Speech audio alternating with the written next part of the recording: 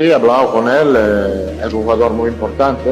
ভারত ও অস্ট্রেলিয়ার বিপক্ষে হতে যাওয়া আসন্ন দুটি মেগা প্রীতি ম্যাচকে সামনে রেখে ব্রাজিল জাতীয় দলের স্কোয়াড প্রকাশ নিয়ে ফুটবল ভক্তদের মধ্যে চলছে ব্যাপক জল্পনা কল্পনা।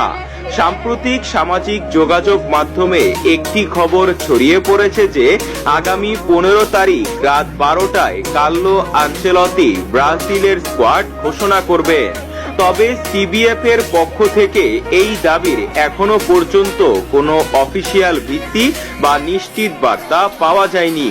মূলত ফিফার আন্তর্জাতিক নিয়ম অনুযায়ী দলের প্রথম ট্রেনিং ক্যাম্প বা অনুশীলন শুরু করার অন্তত এক সপ্তাহ আগেই চূড়ান্ত স্কোয়াড জমা দেওয়া হবে।